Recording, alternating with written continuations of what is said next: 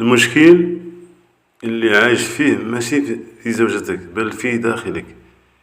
هي بدلات حياتها وتابت وصارت إنسانة أخرى. أنت اخترت الزواج بها وأنت عارف جزءا من الحقيقة، لكن العقل ديالك رافض ينسى وكيرجع الماضي لك. الزوجة ديالك اليوم ما بقاتش هي نفسها اللي كانت. هي تعلمت من أخطائها وكبرات بعقلها وتجاربها. كتبان لك كل يوم بالأفعال أنها صديقة ومخلصة، ومع ذلك ما زال الشك كيأثر على قلبك.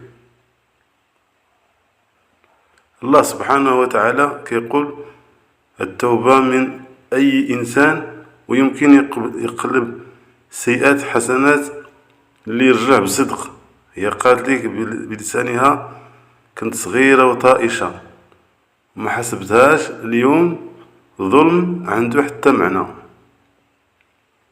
انت الا فتحتي هذا الباب بعد ما كان مسدود ظنيت نفسك قادر على النسيان، لكن ما نجحتيش. بديت كتعيش مع صورتين مختلفتين لنفس المرأة، وهذا الشيء كيبعدك عن الاستقرار النفسي.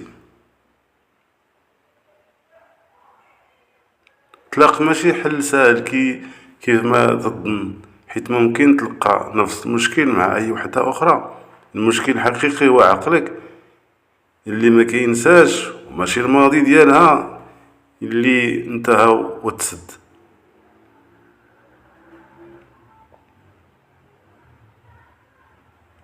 إما تختار الصفحة الصادقة وتبني ثقة جديدة وتعيش الحاضر بعيدا عن الضلال ديال الماضي، وإما تختار الانفصال لكن بالوعي ومسؤولية باش ما تظلمش وحدة يختار طريق توبة.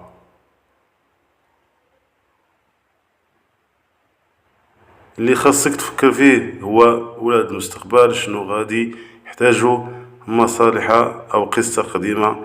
اليوم زوجتك وافقت معك بصدق وتفاني، وهذا أكبر دليل أنها تستحق فرصة جديدة.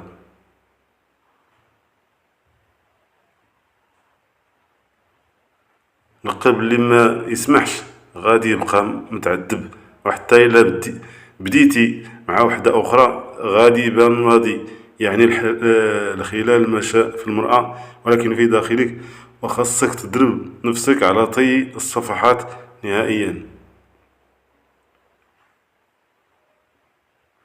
تقدر تستعين بالاستشارة الأسرية أو النفسية باش تلقى طريقة عمل للتخلص من هذا الغضب. ماشي عيب انك تطلب المساعدة في هذه الحالة. العقل هو اللي يعرف يداوي روحه قبل ما يجرح.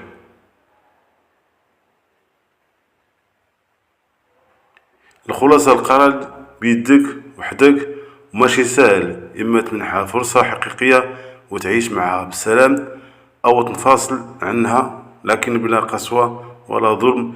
وفي حالتين خاصك تتعلم كيفاش تسامح قلبك.